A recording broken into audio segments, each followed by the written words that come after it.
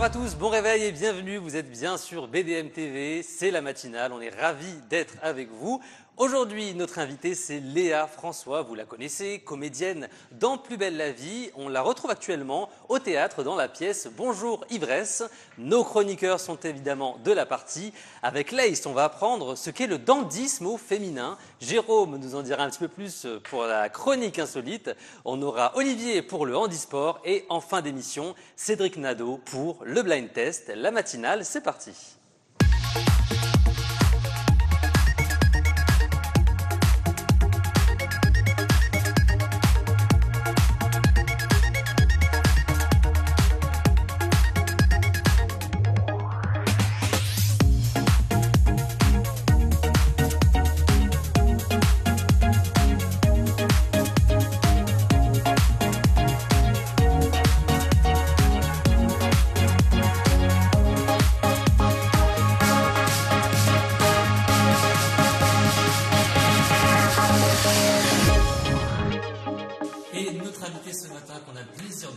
C'est Léa François. Léa, merci d'être avec nous. Avec plaisir, merci. Ça va, pas trop dur le réveil ce matin?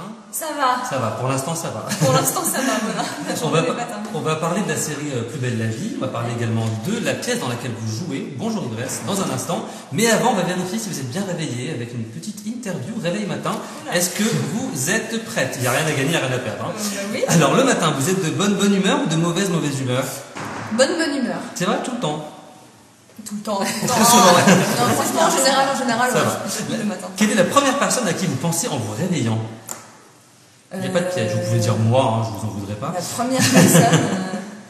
Ne dites pas Rachid Jelti, c'est vrai, ça dépend de ce que je vais faire dans la journée. Ouais, on sait pas. Je pense à la personne que je vais voir selon mon planning, mais je vois tellement de gens. C'est qui la personne que vous n'aimeriez pas voir le matin, justement? La personne. Ça, par contre, c'est pas cool. Sinon, je serais pas venue. Voilà, on n'est pas. La personne que j'aimerais pas voir le matin. Je sais pas, votre concierge, votre prof de l'école, votre voisine un peu qui fait du bruit. Ouais. La voisine? Ma voisine. On va embrasser. Je vous avais dit jusqu'à présent que j'étais de bonne humeur le matin. Si j'ai les voisins qui me tapent un carreau, ça va changer. Le matin, toujours, vous êtes plutôt yaourt 0% ou bacon grillé?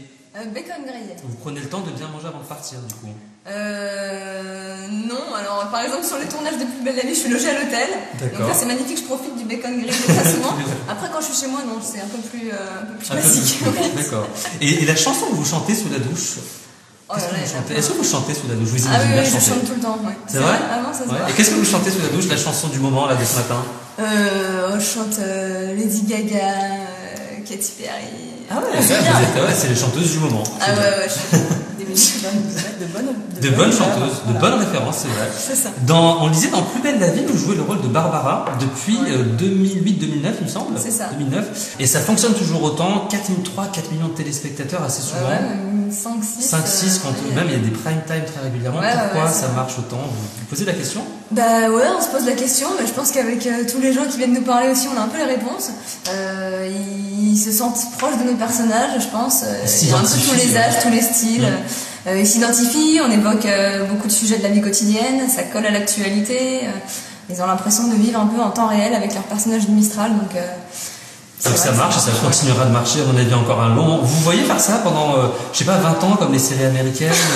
Non, mais dans les séries américaines, souvent, il y a des actrices qui jouent le même rôle, petites et grandes. Mine de rien, j'ai pas vu le temps passer, ça va faire déjà 5 ans à la fin de l'année que je suis sur la série. Donc, je ne sais pas, je peux pas encore répondre à cette question. Après 20 ans, j'en sais rien. 20 ans, on sait pas. Ouais, 20 ans, j'en sais rien. Mais j'espère qu'il y aura d'autres choses aussi à un moment. Mais en tout cas, pour le moment, voilà, c'est parfait. Je continue sur cette série, je continue de m'éclater après tant de temps. Et puis j'arrive en plus à faire des petits trucs à côté. Donc, justement, en parlant d'autre chose, vous jouez dans la pièce Bonjour Ivresse, on va y revenir dans un instant. Mais tout de suite, on a Olivier G pour la chronique sport.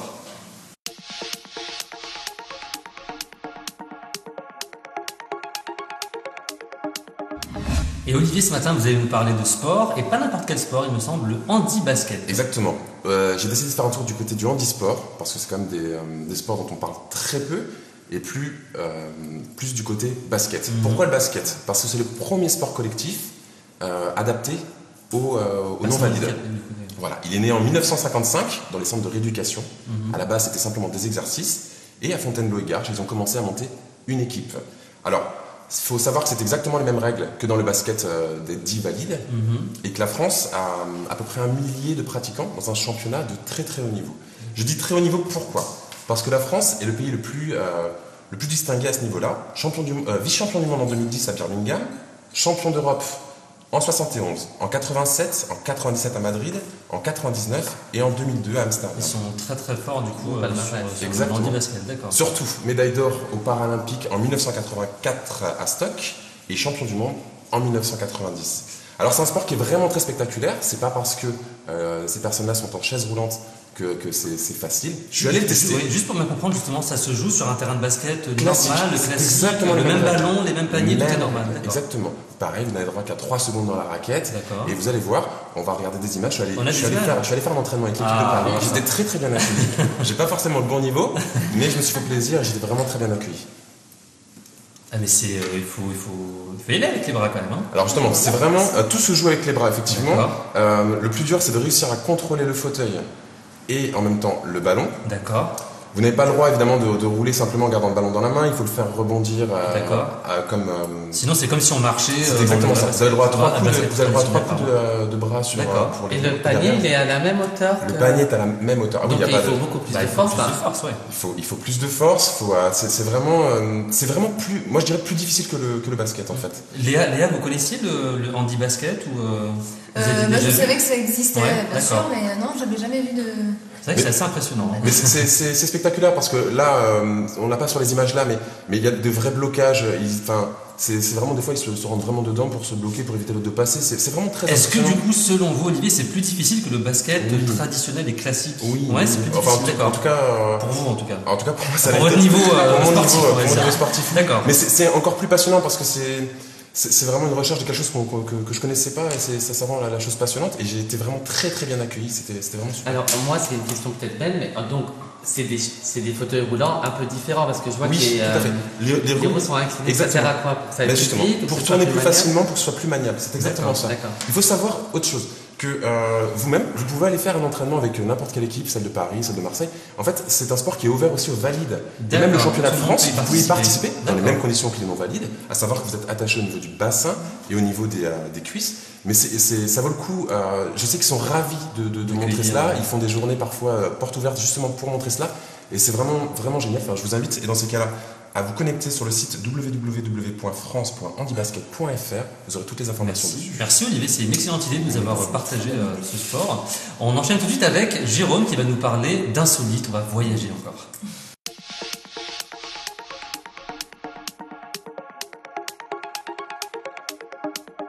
Et Jérôme Beck pour la chronique insolite. Jérôme, à chaque fois on se demande ce que vous allez nous trouver. On reste dans le domaine du sport, cette fois-ci on va partir aux États-Unis. Est-ce que vous connaissez le parcours, pas avec un C mais avec un K?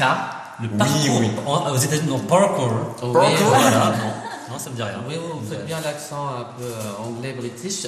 Vous, en tant que grand sportif, de quoi s'agit-il? Alors, je crois que c'est faire...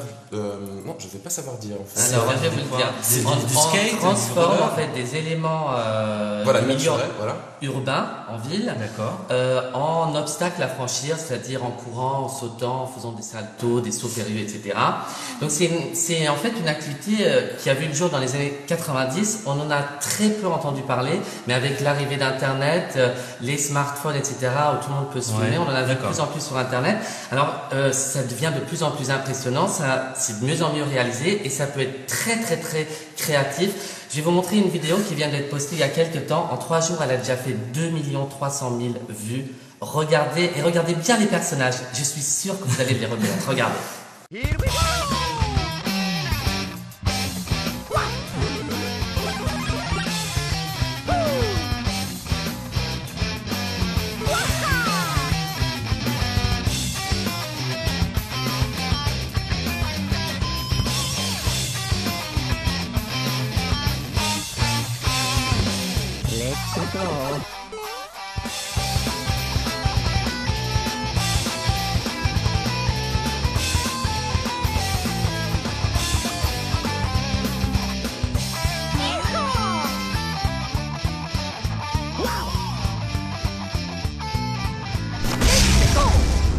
Excellent. Donc c'était bien Mario et Luigi qui font qui font des sauts comme ça, quoi. Alors ça s'appelle un parcours IRL, ça veut dire in real life, c'est-à-dire qu'on incruse des éléments en 3D comme vous avez pu le voir. Donc ça ressemble aux jeux vidéo.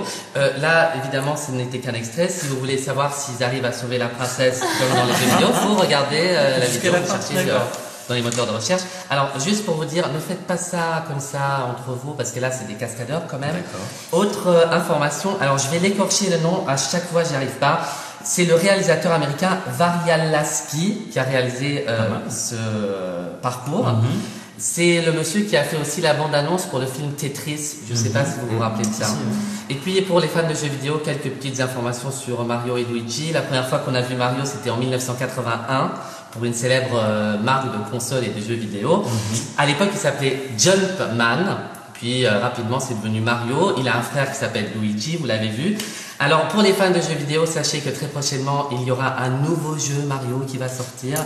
Et sachez aussi que c'est le jeu le plus vendu au monde, avec plus de 195 millions d'exemplaires écoulés jusqu'à ce jour. Et puis rappelez-vous, Mario c'était aussi un héros de dessin animé à la fin des années 80. C'était un héros de film cinéma en 1993 et il a même eu son rôle dans les Simpsons, c'est pour vous dire. Et maintenant il fait du jump, je sais plus quoi, du parcours, Mario. Du parcours. Donc, multitâche. C'est clair. Pas mal. En tout cas, on ira voir ces vidéos. Et si vous êtes sage, on fera un parcours. Oui, justement, j'allais proposer à Léa si on pouvait faire une spéciale Plus belle la vie, Bonjour ivresse, mais en mode parcours comme ça. Ça vous Ouais, on escalade le Céleste. Facile. Justement, pour parler de Plus belle la vie, est-ce que les gens, encore aujourd'hui, dans la rue, vous appellent Barbara ou ils ont imprimé que vous appelez Léa? Alors, il y en a certains qui ont imprimé, mais non, on m'appelle encore très souvent Barbara. Et ça vous fait quoi, du coup ça... Bon, il n'y a pas de souci, maintenant je me suis habituée, je me retourne. Est-ce que vous savez que ça peut durer très très très longtemps, ce genre d'aventure? En fait, c'est ce qu'on appelle un daily soap, et je me suis juste renseigné 2-3 chiffres, comme les médias, c'est quand même un peu mon domaine. Les Amour, gloire et beauté, etc., c'est un peu calqué sur le même modèle, sauf que c'est tourné d'une façon un peu plus glamour, on va dire. Mais en Allemagne, il y a une série qui ressemble beaucoup à Plus belle la vie, qui s'appelle Gute Zeiten, Schlechte Zeiten. Elle existe depuis 1989, elle est toujours à l'antenne. Donc Barbara... Mais c'est pas grave. En tout cas, c'est ce que je saute à la série. Mais ça doit être horrible pour une comédienne de faire tout le temps le même rôle, non? Bah ça dépend. Non, si vous prenez votre pied, vous vous amusez et c'est toujours en bonne condition. J'espère que si je m'ennuyais au bout de tant de temps, non. Enfin, d'ailleurs, j'espère que quand je m'ennuierai, si je m'ennuie un jour, je partirai quitter la série. Après, non, parce qu'il faut évoluer nos personnages aussi. J'ai l'impression qu'il y a eu quand même une grosse évolution entre mon arrivée dans la série où mon personnage était carrément un peu racaille, il se battait. Et maintenant, elle a trouvé l'amour, elle a ses histoires avec Roland, ses histoires de cuisine, les histoires de famille.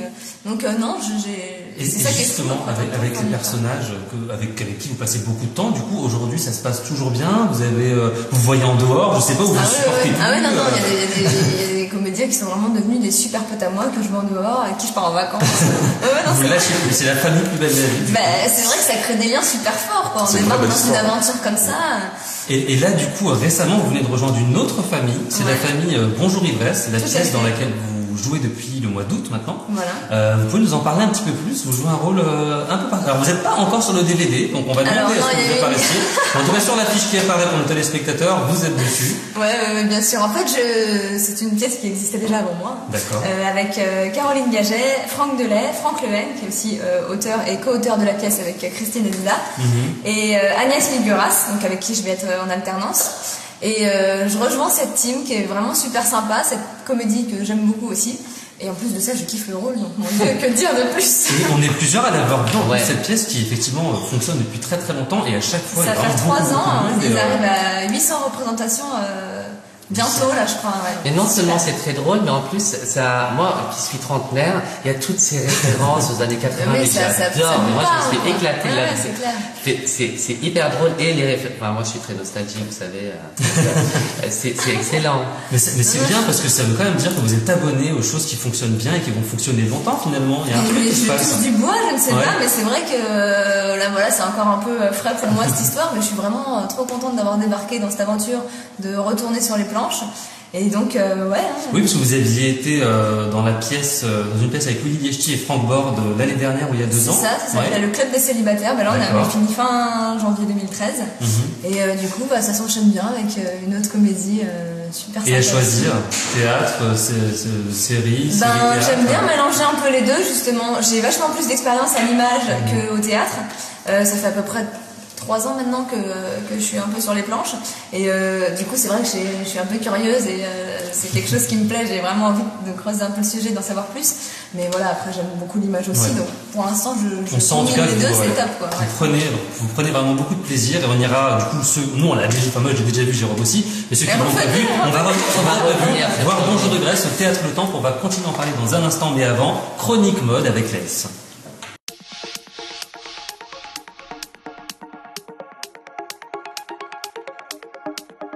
Et avec Lace ce matin, on va avoir le plaisir de découvrir quelque chose que je ne connaissais pas, le dandysme féminin. Tout à fait. Alors maintenant, la mode est au masculin-féminin. Donc je vois Léa que vous avez une très belle veste blazer. C'est bien. Très bon goût. Très très chic, très très jolie. Eh bien, c'est un peu ça. Voilà, ça a été initié par Yves Saint Laurent dans les années 60-70. Vous pouvez voir ces tailleurs, pantalons, les sahariennes. Donc regardez sur les photos qui vont se présenter là maintenant. Vous voyez, ce sont des photos prises par Helmut Newton, un célèbre photographe. Et avec ce tailleur pantalon et ce smoking. Ça veut dire qu'une femme peut s'habiller comme un homme et être très féminine finalement. Tout à fait. Alors après, il faut le féminiser par des accessoires, par des talons, mais ce sont des coupes structurées. Et donc ça a débuté, donc ça a quand même fait un peu scandale parce que c'est quand même des femmes qui s'habillent avec des vêtements d'hommes. Le pantalon était interdit jusqu'à très récemment, jusqu'en janvier 2013. Je ne sais pas si vous étiez... En janvier 2013 Eh bien oui, tout à fait. Il y a la loi qui courait, donc c'était par la préfecture de police de Paris, qui a été instaurée en 1800. Et cette loi, a continué jusque là cette année. Et ça veut dire qu'elle n'a jamais été mise en application dans le sens où les gens n'avaient pas des amendes parce qu'ils avaient des pantalons, mais ça existait toujours. Et là, vous avez failli être amendable. C'est ça. À quelques mois près, vous en sortez bien.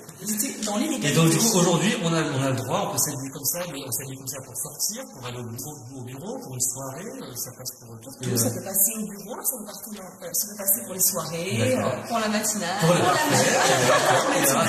Il n'y a pas de règle en fait, on peut autant s'habiller, j'allais dire en garçon, on a le droit de dire ça.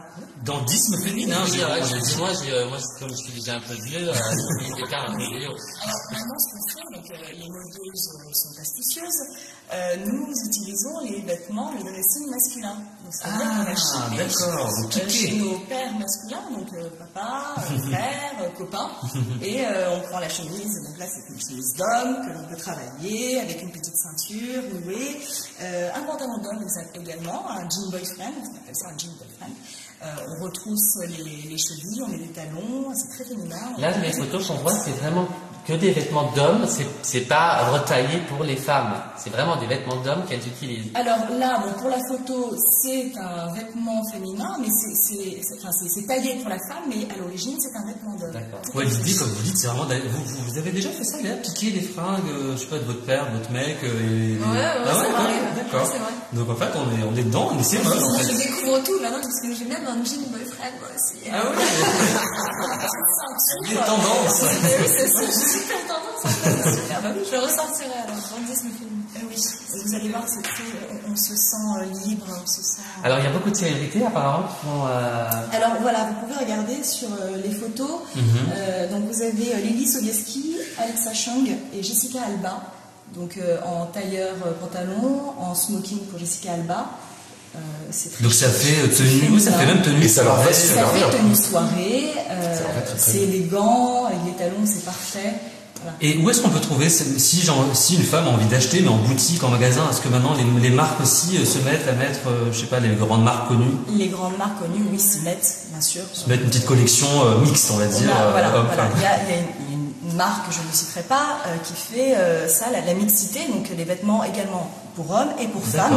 D'accord. Et on peut choisir dans les deux vestiaires. Ben, super en tout cas. Et l'inverse n'existe pas, on est d'accord, l'homme ne va pas piquer dans le garde-robe de la femme. Ça dépend Ça de ce que dépend vous qui. voulez faire.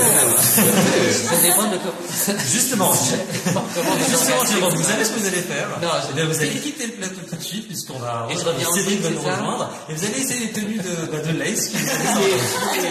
Tout de suite, on accueille Cédric pour le blind test.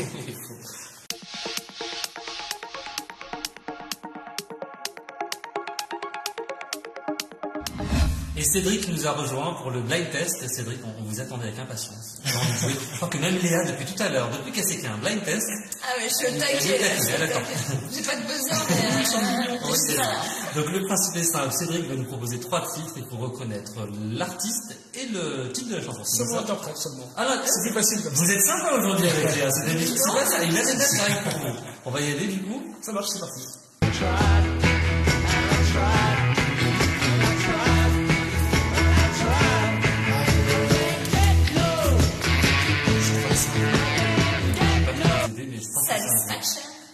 Le titre, c'est ça, mais le groupe, c'est... Moi, je pense avoir la réponse, mais j'ai peur de dire le groupe. Est-ce que ce serait pas les Rolling Stones?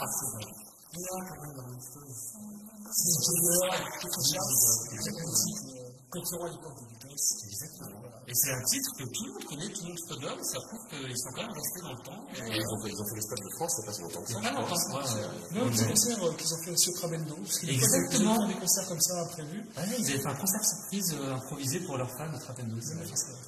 Super, on enchaîne avec le deuxième titre. C'est parti. I was meant to tread the water. Ah, mais j'ai vu la titre, mais je n'ai pas la réponse. Ah, si, Attendez, Every piece of me that wants you. Another piece back to win. non, mais. dites ce que je viens de dire. C'est ça, Il y a quelqu'un dans lequel oreille, et le titre, c'est... C'est ça? Sans tricher en plus. un jeune chanteur anglais aux influences rock, soul, avec une voix cassée. Ouais, j'aime bien ce qu'il fait. C'est bien, c'est une petite balade, on écoute ça à la plage. Bon, on n'a pas la plage, mais c'est vraiment sympa à écouter. Ouais, non, c'est très bonne voix, très belle artiste. Et on enchaîne du coup avec le troisième titre. On va essayer de laisser peut-être Lace et Olivier Gay.